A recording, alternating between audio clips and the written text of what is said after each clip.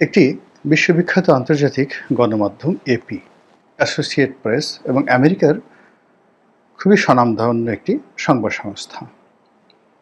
তো সেই সংবাদ সংস্থায় নাতি দীর্ঘ একটি সাক্ষাৎকার দিয়েছেন জনাব সজীব ওয়াজেদ জয়, এবং সেই সাক্ষাৎকারটির উপর ভিত্তি করে ভারত, আমেরিকা, ইংল্যান্ড, তারপর কানাডা এবং অন্যান্য যে সকল দেশের সঙ্গে বাংলাদেশের রাজনীতি জড়িত, ওতপ্রোতভাবে জড়িত, তারা অত্যন্ত গুরুত্বের সঙ্গে তার সেই সাক্ষাৎকারটি নিয়ে খুবই ইতিবাচক বিচার করেছে, বিশ্লেষণ করেছে এবং নানা রকম তাদের যে মন্তব্য, সেই মন্তব্য তারা প্রকাশ করেছে।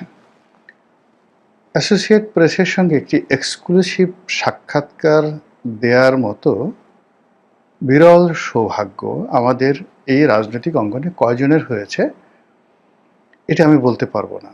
তবে সমসাময়িক কালে যদি আপনি জামাতের আমির ধরেন, জনাব তারেক রহমান সাহেব ধরেন, কিংবা ডক্টর মোহাম্মদ ইউনূস ধরেন, এখন যারা রাজনীতিতে সম্মুখ সারিতে আছেন, এনসিপির যিনি প্রধান নাহিদ ইসলাম ধরেন, তারা অ্যাসোসিয়েট প্রেসে একটি সাক্ষাৎকার দেবেন, আর সেই সাক্ষাৎকারটি নিয়ে আবার ওয়াশিংটন পোস্ট সংবাদ পরিবেশন করবে। তারপরে ব্রিটেনের দ্য গার্ডিয়ান তারা সংবাদ পরিবেশন করবে। তারপর কানাডার প্রধানতম পত্রিকাগুলো আবার এগুলোকে লিড নিউজ করবে। ভারতের প্রথম শ্রেণীর পত্রিকাগুলো সেই অ্যাসোসিয়েট প্রেসের যে এপির যে জয়ের সাক্ষাৎকার সেটি নিয়ে সংবাদ পরিবেশন করবে। এটা কল্পনাই করা যায় না। এটা হলো প্রথম। দ্বিতীয়ত হলো যে জনাব সজীব ওয়াজেদ জয়ের মধ্যে কতগুলো পরস্পর বিরোধী ক্যারেক্টারিস্টিক্স রয়েছে। আমি যেহেতু তাকে খুব কাছের থেকে দেখেছি, এ কারণে এই কথাগুলো আমি বলতে পারছি। প্রথমত হলো ইন্টেলিজেন্স, মেধা, এটার যে তার লেভেল, এটা আমাদের অ্যাভারেজ মেধার লেভেল না। আমাদের দেশে ধরুন যারা নেতা আছেন, শেখ হাসিনা আছেন, খালেদা জিয়া আছেন, তারেক রহমান সাহেব আছেন, ডক্টর শফিক আছেন, এমনকি ডক্টর মোহাম্মদ ইউনূস, মানে এদের সবারই আইকিউ লেভেল আপনার আমার সঙ্গে 19-20, খুব বেশি না। তাদের অতিরিক্ত যেটা আছে সেটা হলো পদ আছে, পদবি আছে, পোর্টফোলিও আছে, তারপরে পিতার পরিচয় আছে, সংগঠন আছে, এরকম নানা কারণে এবং অনেকগুলো তথ্য, উপাত্ত এবং অভিজ্ঞতা রয়েছে। কিন্তু যেটা কি বলা হয় আইকিউ বলতে যে জিনিসটি বোঝা যায়, সেটি 9-এর উপরে উঠলে সেটার একটা আলাদা, মানে যাকে বলা হয় সেটার আলাদা বৈশিষ্ট্য হয়ে যায়। এবং সেই বৈশিষ্ট্যের কারণে দেখবেন যাদের আইকিউ লেভেল অ্যাবভ 9, তারা অনেকটা বহেমিয়ান, অনেকটা যাকে বলা হয় নির্লিপ্ত, দুনিয়ার কোনো কিছুর প্রতি তাদের এরকম কোনো লোভ, লালসা, কামনা, বাসনা, ক্রোধ ইত্যাদি কোনো কিছুই কাজ করে না। তো জনাব সজীব ওয়াজেদ জয়ের যে আইকিউ লেভেল, এটি 9-এর উপরে, আমি এটি লিখে দিতে পারি। এবং এই কারণে আমাদের দৃষ্টিতে আমরা যারা সাধারণ মানুষ, কেউ তাকে অটিস্টিক বলার চেষ্টা করেছি, কেউ তাকে পাগল বলার চেষ্টা করেছি, কেউ তাকে বোকা, বেকুব, আমরা বরিশালের আঞ্চলিক ভাষায় বলি যে বলদ, এগুলো বলার চেষ্টা করেছি। কিন্তু আপনি যদি তার ড্রেস কোড দেখেন, অর্থাৎ যখন তিনি স্যুটেড বুটেড থাকেন, ভালো পোশাক আশাক পরেন, তখন আপনি দেখবেন যে এক্সট্রিম লেভেলে it looks like Barack Obama, it looks like যাকে বলা হয় Bill Clinton, John F Kennedy অথবা রোনাল্ড রিগান। আপনি জয়ের সবচেয়ে ভালো পোশাকগুলো পরে, হেয়ার স্টাইল করে তিনি যখন যে ছবিগুলো দিয়েছেন, ওই জিনিসগুলো আপনি দেখেন। আর আবার যখন তার বহেমিয়ান যে অবস্থা, একটা গেঞ্জি পরেন, হাতে কতগুলো যাকে বলা হয় ওই ট্যাটু আঁকা, তারপর সেই এলোমেলো চুল, কুকুর নিয়ে বসে আছেন, হাফ প্যান্ট পরা, এগুলো দেখলে আপনার কাছে মনে হবে যে নগর বাউল জেমসের মতোই তার একটা বহেমিয়ান জীবন। এটা হলো আমার দৃষ্টিতে। তিনি যখন ইংরেজি বলেন, তিনি এবং পুতুল তার দুজনই, তাদের ইংরেজির মান, প্রোনাউন্সিয়েশন এবং একই সঙ্গে উপস্থাপন এবং উপস্থাপনের যে ঢং, এটা আমাদের এই সাবকন্টিনেন্টে বিলাল ভুট্টোর সঙ্গে শুধু তুলনা করা যেতে পারে। এমনকি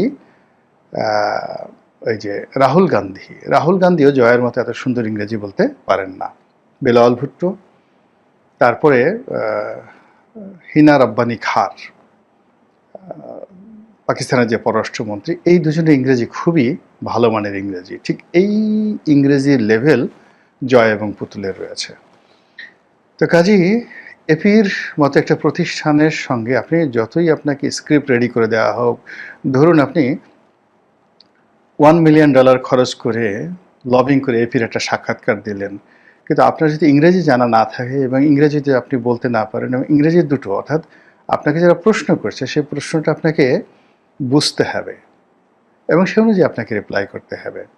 তো সেই দিক থেকে তার এই সাক্ষাৎকারটি নিঃসন্দেহে তার যে আইকিউ লেভেলের যে এক্সট্রিম যে জায়গাটি ইতিবাচক, সুটেড অ্যান্ড বুটেড, সেটারই প্রতিফলন ঘটেছে। আর এই কদিন আমরা গত কয়েক মাসে তাকে বারবার তাকে নিয়ে যে ট্রল করেছি, আমরা তার বোহেমিয়ান যে দিকটি রয়েছে সেটি নিয়ে ঠাট্টা মশকরা করেছি। ফলে কি হলো, অল সাডেন যখন তাকে নিয়ে ভীষণ রকম মাতামাতি হচ্ছে, তার বক্তব্য নিয়ে, তার বক্তব্যের সারবস্তু নিয়ে, এবং হঠাৎ করে এই বক্তব্যের কারণ এবং এটা নিয়ে বিশ্ব গণমাধ্যম, যারা বিশ্ব রাজনীতির মোড়ল, মানে ওয়াশিংটন পোস্টের মতো একটা পত্রিকা, তারা যখন কোনো বিজ্ঞাপন নেয়, এর আগে ডক্টর মোহাম্মদ ইউনূস এখানে বিশাল একটা বিজ্ঞাপন ছাপিয়েছেন জয়ের, এটা কোনো বিজ্ঞাপন নয়, যখন এইরকম একটা পত্রিকায় স্বতঃস্ফূর্তভাবে কোনো একটি খবর আসে, তখন ধরে নিতে হয় এর সঙ্গে আমেরিকার এবং পশ্চিমা দুনিয়ার যে নীতিগত সিদ্ধান্ত, সেই সিদ্ধান্তের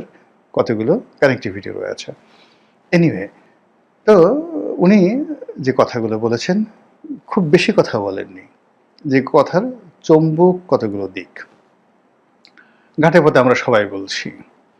সেটা হলো যে আওয়ামী লীগকে ছাড়া অর্থবহ একটি নির্বাচন হবে না, অংশগ্রহণমূলক একটি নির্বাচন হবে না, ইনক্লুসিভ একটি নির্বাচন হবে না, এবং এটিকে একটা ফ্রুটফুল ইলেকশন বলা যাবে না। সঙ্গতির কারণে প্রশ্ন আসতে পারে যে বিএনপিকে ছাড়া যে 3টি নির্বাচন হয়েছিল, সে ব্যাপারে উনি কিছু বলেননি কেন? মূল বক্তব্য হলো সেটা তিনি কেন বলবেন, আর এটা বলারই বা দরকার কি? বিএনপিকে ছাড়া যে ইনক্লুসিভ নির্বাচন হয়নি, এটা তো আওয়ামী লীগ যে হাড়ে হাড়ে টের পেয়েছে এবং তার যে পতন, সেই পতনের মধ্যে একটা সিল মারা হয়ে গেছে। সেটা ওয়াজেদ সাহেব, সজীব ওয়াজেদ, জয় সাহেব বলুন আর না বলুন, ওটা বাস্তব। এবং সেটা থেকেই আওয়ামী লীগ যেভাবে শিক্ষা নিচ্ছে এবং যে কথাগুলো বলছে, এই কথার প্রেক্ষিতে আওয়ামী লীগকে ছাড়া যে একটা ভালো নির্বাচন সম্ভব নয়, এটা আমরা বলার চেষ্টা করছি। তাহলে আওয়ামী লীগ আর বর্তমান সরকার, আওয়ামী লীগ আর বিএনপি একই হয়ে গেল। বা বিএনপি যেভাবে 15 ফেব্রুয়ারি একটা নির্বাচন করেছিল, তো আওয়ামী লীগ 3টি নির্বাচন করে সেটার প্রতিশোধ নিয়েছিল, তোরা একবার করলি, আমরা 3বার করে দিলাম। তো এটা ছক্কা পক্কা কাটাকাটি এরকমভাবে আমরা বাঙালিপনা করতে পারি, কিন্তু সামনে এগোনো যাবে না। জনাব জয় যে কথাগুলো বলেছেন, সে কথাটা হলো একটা নতুন দিগন্ত উন্মোচন করেছেন আলোচনার জন্য। সেখানে তিনি স্পষ্টতই যেটি বলার চেষ্টা করেছেন যে তার মায়ের যে সরকার ছিল, শেখ হাসিনার সরকার ছিল, সেই শেখ হাসিনার সরকার যে ব্রুটালিটি দেখিয়েছে, এটা অন্যায়, এটি ভুল। এখন এখানে আপনি অন্যায়, ভুল, ইংরেজি শব্দের অনেকগুলো অর্থ আপনি করতে পারেন এবং সেটার বিচার হবে, বিচার হওয়া উচিত, এ ব্যাপারে কোনো দ্বিমত নেই। আরও একটি কথা তিনি বলেছেন যে আওয়ামী লীগকে ছাড়া ইনক্লুসিভ নির্বাচন হবে না, কিন্তু তাকে একটা ব্রিদিং স্পেস দিতে হবে। একেবারে নির্বাচন তফসিল ঘোষণা করা হলো, অলনে ছাড়েন আওয়ামী লীগের সুযোগ করে দেওয়া হলো, সেক্ষেত্রে আওয়ামী লীগের নির্বাচনে অংশগ্রহণ করবে না, আর অংশগ্রহণ করা তাদের পক্ষে সম্ভব না। এর কারণ হলো একটা নির্বাচনে জয়লাভ করার জন্য, প্রতিযোগিতা করার জন্য, দলকে গোছানোর জন্য যে ব্রিদিং স্পেস দরকার, এটা আওয়ামী লীগ পাচ্ছে না। ভালো কথা। তো এই যে কথা এই সময়টাতে আসলো কেন?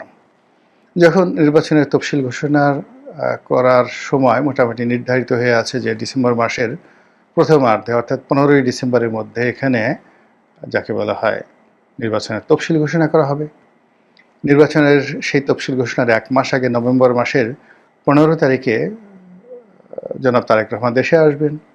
তার নেতার নেত্রীরা রীতিমতো লঙ্কাকাণ্ড শুরু করে দিয়েছে। দৌড়াদৌড়ি, ঝাড় ফুঁক, গাড়ি বাড়ি, বুলেট প্রুফ গাড়ি, কারো কত কি। তিনি নেতা আসবেন, তাকে বরণ করে নেওয়া হবে, এবং সারা বাংলাদেশ 1 মাস শুধুমাত্র তারেক জিয়ার আগমন উপলক্ষে যেন যাকে বলা হয় জাঁকজমকপূর্ণ থাকে, উৎসাহে উদ্দীপনায় উদ্বেলিত থাকে। তিনি যেখানে যাবেন শুধু বিএনপি, তারেক রহমান সাহেব ছাড়া অন্য কোনো কথা থাকবে না। আর সেই যে ভাইব, সেই ভাইবের কাছে শফিকুর রহমান সাহেব, জামাতের আমির, কিংবা জামাতের যে ভাইব, এটি মুহূর্তের মধ্যে মারা যাবে। অর্থাৎ গত 14 মাসে জামাত এনসিপি যে ভাইব তৈরি করেছে, ডক্টর মোহাম্মদ ইনু যে ভাইব তৈরি করেছে, তারেক রহমান সাহেব আসার সঙ্গে সঙ্গে সেটি ধামাচাপা পড়বে, মাটি চাপা পড়বে। এরকম একটা প্ল্যান নিয়ে যখন রাজনৈতিক অঙ্গন প্রস্তুত, তখন হঠাৎ করে কেন জয়ের এই শব্দ আসলো, আর জয়ের এই সাক্ষাৎকারটি কেন এই সময়ে আসতে হলো, এবং এটা নিয়ে কেন আন্তর্জাতিক গণমাধ্যম এতটা মাতামাতি শুরু করলো। এখানে একটা জিনিস বুঝতে হবে যে আমেরিকা বা পশ্চিমা দুনিয়া অতীতের যে কোনো সময়ের চাইতে তারা ম্যাচিউরড। 60-এর দশকে, 70-এর দশকে, 80-এর দশকে তারা কমিউনিজম বিরোধী, অর্থাৎ যতদিন পর্যন্ত যাকে বলা হয় সোভিয়েত ইউনিয়ন ছিল, তাদের পুরো ফোকাসটা ছিল কমিউনিজম বিরোধী, এবং এই জন্য তারা, মানে আমরা গোখরা সাপ দেখলে যেভাবে ভয় পাই, কমিউনিজম দেখলে তারা ওইভাবে ভয় পেত, এবং ওখানে তাদের বিবেক বুদ্ধি খাটাতো না। কেউ কেজিবির কথা বলে, রাশিয়ার কথা বলে, চীনের কথা বলে, ভিয়েতনাম, কিউবার কথা বললে, চে গুয়েভারের কথা বলে, আমেরিকার অর্থ ভাণ্ডার এবং অস্ত্র ভাণ্ডার উজাড় করে দিয়ে তারা সেখানে সব কিছু করতো। তার প্রমাণ ভিয়েতনামের যুদ্ধ। আচ্ছা, এরপরে তাদের যেটি হলো, সোভিয়েত ইউনিয়নের পতনের পরে তারা প্রতিদ্বন্দ্বীহীন হয়ে পড়লো, এবং তারা ছোট ছোট যুদ্ধ, যাদের যেটা দরকার ছিল না, নিজেরা সেই তাদের যারা মিত্র তাদের সাথে যুদ্ধ করা শুরু করে দিল। ওখানে তারা গাদ্দাফি, ওখানে সাদ্দাম হোসেন থেকে শুরু করে আর অনেক জায়গাতে সারা বিশ্বে তারা অশান্তির সৃষ্টি করা শুরু করে দিল। এর মধ্যে পুতিনের অভ্যুদয় হলো, চীনের অভ্যুদয় হলো, এখন ভারতও পরাশক্তি। আর এই যে পরাশক্তির যে উদ্ভব, সেই উদ্ভবের মধ্যেই আমেরিকা খুব ভালোভাবে বুঝতে পেরেছে যে এখন তারা 60, 70, 80-র দশকে যে কাজগুলো করেছেন, কিংবা যখন তারা একক ক্ষমতা লাভ করেছেন, তখন তারা যে কাজগুলো করেছেন, কিংবা যেভাবে ওসামা বিন লাদেন তৈরি করেছেন, তাকে ধ্বংস করেছেন, তালেবান তৈরি করেছেন, তাদেরকে ধ্বংস করেছেন, তারপরে আফগান মুজাহিদিন তৈরি করেছেন, তাদেরকে ধ্বংস করেছেন।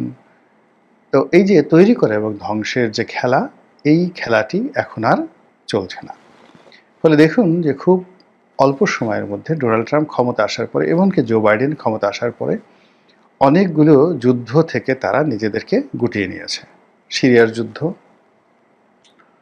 এবং সিরিয়ার যুদ্ধ থেকে তাদের গুটিয়ে নেওয়ার সঙ্গে সঙ্গে রাশিয়া সেখানে যাকে বলা হয় তারাও গুটিয়ে নিয়েছে, ইরানও গুটিয়ে নিয়েছে, এবং সঙ্গে সঙ্গে সেখানে বাশার আল আসাদের পতন হয়েছে। ফলে আমেরিকার উপস্থিতির কারণেই তার প্রতিপক্ষগুলো সেখানে দাঁড়িয়ে আমেরিকার প্রতিপক্ষ যে রাষ্ট্রশক্তি থাকে তাদেরকে মদত দেয়, এটা আমেরিকা বুঝে গেছে। ফলে আমেরিকা অনেক জায়গা থেকে নিজেদেরকে গুটিয়ে নিয়ে আসছে। তারা ইয়েমেন থেকে গুটিয়ে নিয়ে এসেছে, লেবানন থেকে গুটিয়ে নিয়ে এসেছে।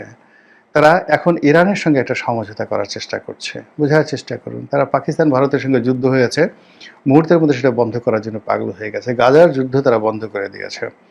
বিকজ আমেরিকাতে এখন এই মুহূর্তে যারা আছেন তারা জানেন যে চাকরির বাজার, ট্যাক্সের বাজার এবং অর্থনীতির কি বেহাল দশা হয়েছে। এবং তিনি, অর্থাৎ বর্তমান মার্কিন প্রেসিডেন্ট, যে নীতিগতভাবে আমেরিকা ফার্স্ট একের পর এক শুল্ক আরোপ করে যে কাজগুলো করার চেষ্টা করছেন, এটা বাংলাদেশের ডক্টর ইউনূসের যে ডক্ট্রিন সমূহ 3-0 থিওরি, রাষ্ট্রতন্ত্রে এসে জিরো হয়ে গেছে। ডোনাল্ড ট্রাম্পের যে আমেরিকা ফার্স্ট, তার যে হম্বিতম্বি, এগুলো সব দমন হয়ে গেছে, রিভার্স হয়ে গেছে। আমেরিকার মানুষ পাগল হয়ে গেছে তাকে তাড়ানোর জন্য। আর এই জন্য তিনি এখন নরেন্দ্র মোদীর সাথে বন্ধুত্ব করার জন্য নানা ছল করছেন। তার সাথে বলে যে আমার টেলিফোনে কথা হয়েছে, মিথ্যা কথা। নরেন্দ্র মোদী বলছেন যে না, আমার সঙ্গে কোনো কথা হয়নি।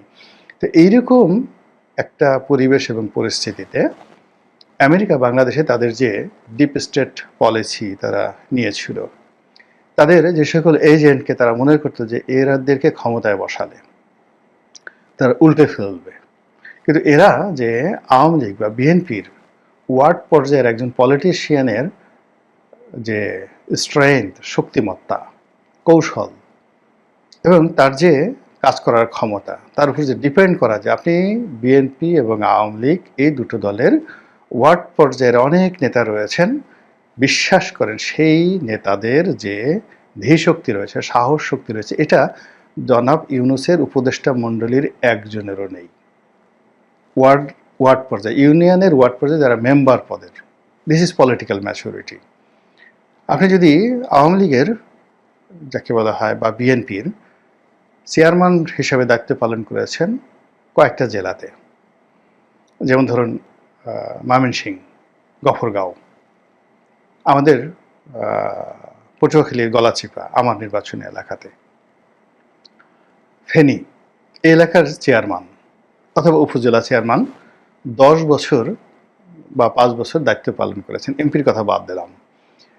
এদেরকে এনে আপনি যদি একসাথে 24 ঘন্টা গ্রুমিং করেন এই উপদেষ্টা মণ্ডলীদের মধ্যে সবাইকে, এই গাবতলী হাটে কয়েকবার বিক্রি করবেন, আবার কয়েকবার কিনে নেবেন। This is politics.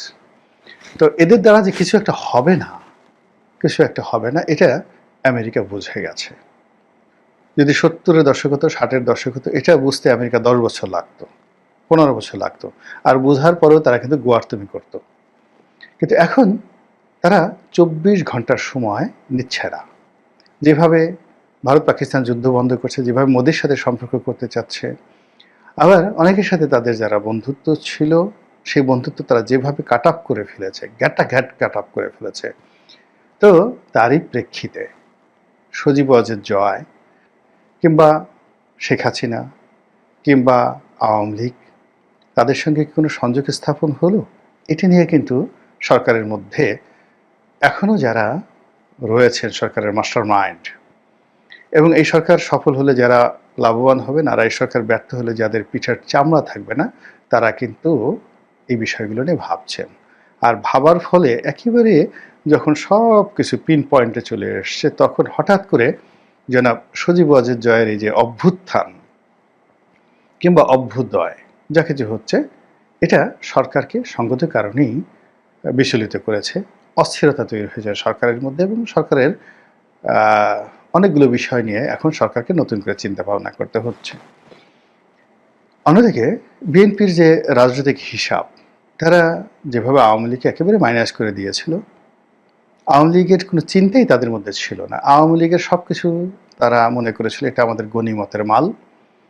এখন আমরা কোন অংশটা নিজেরা রাখবো আর কোন অংশটা জামাতকে দেবো, কোন অংশটা এনসিপিকে দেবো, এটা বিএনপির যারা মাসলম্যান তাদের মেজাজ মর্জির উপর নির্ভর করছিল গত 14 মাস ধরে। এরকম একটা ভাইব যেখানে তৈরি হয়ে আছে, এবং বাস্তবতা, শুধু ভাইব না, বাস্তবতাও তাই। গিয়ে দেখেন যেখানে যেখানে আওয়ামী লীগের ব্যবসা বাণিজ্য, শিল্প, কলকারখানা রয়েছে, সেটা যেখানে বিএনপি মনে করেছে আমাদের এটার উপর প্রভুত্ব কায়েম করা দরকার, সেখানে বিএনপি করেছে। বিএনপিকে যেটা ফেলে দিয়েছে সেটা হয়তো জামাত গ্রহণ করেছে, জামাত যেটা ফেলে দিয়েছে এনসিপি গ্রহণ করেছে। এইভাবে আসলে ব্যবসা বাণিজ্য, শিল্প, কল কারখানা, রাজনীতি, অর্থনীতি সব কিছু চলছে। তো সেখানে হঠাৎ করে যখন আবার এই জয়ের প্রসঙ্গ আসছে, এবং তাও অ্যাসোসিয়েট প্রেসের মতো একটা সংবাদ মাধ্যম, এবং সেটার আবার কন্টিনিউশন, যেমন ধরুন আমার একটা এই সাক্ষাৎকার আপনি চিন্তা করুন, আমি বললাম, এখন আমার এই ইউটিউব চ্যানেলকে কেন্দ্র করে বাংলাদেশের প্রায় বড় বড় পত্রিকাগুলো, তারপরে টেলিভিশনগুলো, তারা ফটোকার্ড তৈরি করে, খবর তৈরি করে। গোলাম মোল্লা রানী এই কথাগুলো বলেছে। ফলে অন্য ইউটিউবারের সাথে যদি আমাকে অন্য সবাই তুলনা করে, তাহলে দেখা গেল এটা হবে না। আবার ধরুন আমার কোনো একটা বক্তব্য যদি আন্তর্জাতিক গণমাধ্যমে চলে আসতো, তাহলে আমার এই গুরুত্ব আরও বাড়তো না, সঙ্গতির কারণে বাড়তো। আবার ধরুন দেখা গেল যে আমি সারাদিন ইউটিউবে বক্তব্য দিচ্ছি, এখন আপনারা যারা দর্শক আছেন তার চেয়ে আরও দর্শক, কিন্তু এই দর্শকগুলো সব গুলিস্তানের, এই দর্শকগুলো সব এমন একটা জায়গার যাদের মতামতের কোনো মূল্য নেই। ফলে কী হলো যে আমি এর সাথে গুরুত্বপূর্ণ কথা বলার পরেও পত্রপত্রিকাগুলো কিন্তু এগুলো গ্রহণ করতো না। তো পত্রপত্রিকা যখন দেশের গণমাধ্যম, মূলধারার গণমাধ্যম যখন তাদের টকশোতে তাদের অনুষ্ঠানে গোলাম মোল্লার অনেকে অপরিহার্য মনে করছেন। আর আমি এই যে যা কিছু বলছি এগুলোকে নিয়ে আবার কেউ ফটো কাট করছেন, সেগুলোকে নিয়ে আবার কেউ সম্পাদকীয় করছেন, সেগুলোকে নিয়ে প্রতিবেদন করছেন, আবার সেগুলোকে নিয়ে কোটি কোটি ভিউ হয়ে যাচ্ছে বিভিন্ন টেলিভিশন চ্যানেলে।